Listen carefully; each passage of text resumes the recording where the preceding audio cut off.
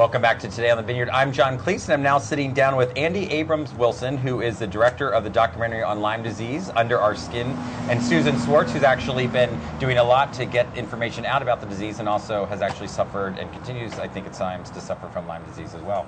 So welcome to the show, both of you. Appreciate you coming.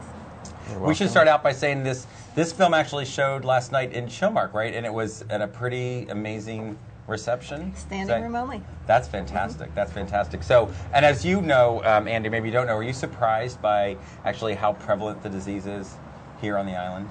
I wouldn't say that I'm surprised. I'm now used to it. What surprises me is that given the prevalence of the disease on this island, people still know so little about the disease. Right. And why do you think that is? Well, I mean, I guess I'd want the viewers to come see the film because I think we answer that question to some extent. There is a lot of debate about the disease. There isn't a lot of consensus within the medical community, and quite frankly, the reality of the disease and the extensiveness of the disease has been squashed. And did you know that going into doing the film, or is that something you sort of learned in the process? And actually, how did the whole genesis, anyway, of you two getting together and do this? All right, I live with chronic Lyme, and ever since I've been living with it, Jim and I have been looking for a way to not only help people, but to educate people about Lyme. And so we've been involved in documentaries, and we were very fortunate to meet up with Andy and be able to help with the production of the film. Now, was Andy actually doing something with Lyme, or you thought he'd be a good person to tackle this project for you? He was well into the project. Okay, okay. Yeah, and I think what originally got me interested was basically a curiosity. I call it a naive curiosity. When a friend of mine in California got very sick with Lyme, she was diagnosed with MS and then ALS and then eventually Lyme disease. And I was shocked that Lyme could do that. My twin sister had Lyme disease years before, and I didn't take it seriously, like most people. And so I was kind of the typical person that may have known somebody with Lyme, but didn't take it seriously, thought it was sort of the lazy person's disease. And so I was shocked. I was shocked that Lyme disease could do that. And the more I sort of delved into it, the more shocked I was. And I never could have imagined the extent of the suffering and the untapped need, the need for the story to be told. And so, and also the controversial with how the doctors approach it. Well, I think that's what's the most amazing thing, because I also have had long-term Lyme, and I guess, you know, in the film I'm still always confused whether or not I always have it or bouts of it again. But I think the hardest thing was trying to have a disease that you're fighting the doctors about. You have enough going on, but that's what I think is so amazing. And then the repercussions that the doctors themselves had by trying to do anything alternative to sort of what the standard procedure was. Yeah, well, we say that Lyme disease is sort of the canary in the coal mine of the failings of our healthcare system. And it really does lay bare so many of the problems with our medical research system, our insurance systems. Lyme disease is a perfect case study. And I think so in covering the Lyme disease issue, we're not only uncovering the problem, the big problem with Lyme disease, but also the many problems with our healthcare system. Well, it amazes me that, you know, once, just in the medical establishment, once somebody publishes something and says that's the way it is, how difficult, and I think the film does a great job of this, to reopen that up and say, well, wait, that's not right. Why did we get to this conclusion before we haven't really even delved into it as much as, you know, we should have? So, Susan, does it feel good to feel, because I know you've been battling this a long time and talking a lot about it, does it feel good to get something out there in public now? It feels so good, John. And we're trying to start a Lyme Foundation here on the island. Diane Reddick is heading that.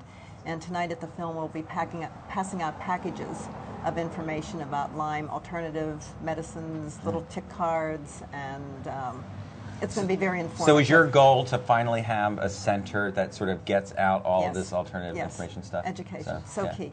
And it does feel like, I know that it's spreading and people talk about it in the movie, but it has really spread across the country, down the coast. So what felt like a very isolated sort of southern New England thing has really moved along at a pretty fast speed. It's worldwide. Yeah.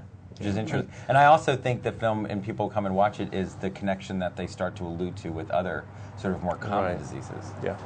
Well, there's a lot of myths that we're trying to challenge in the film, and one of them is that geographical myth that it's only in New England. In reality, it's in every state of the country.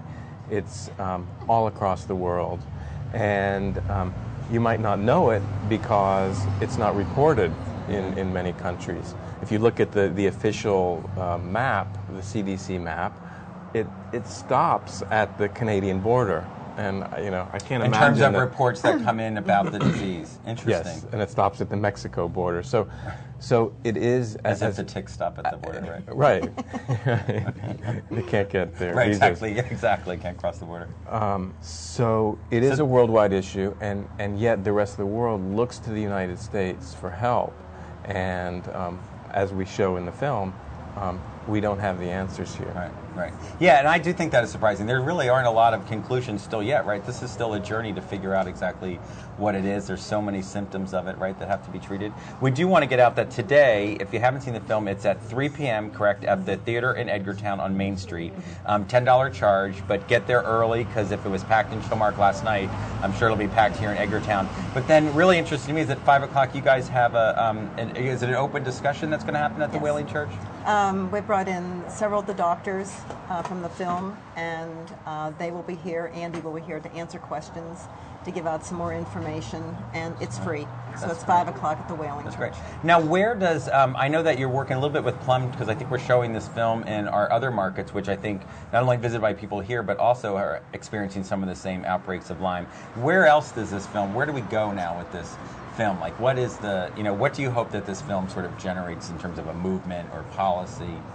Well, as we were editing this, we would say that we wanted the film to be a water cooler film, which means that people in offices, when they went to the water cooler, that they would chat about what they just saw in the film.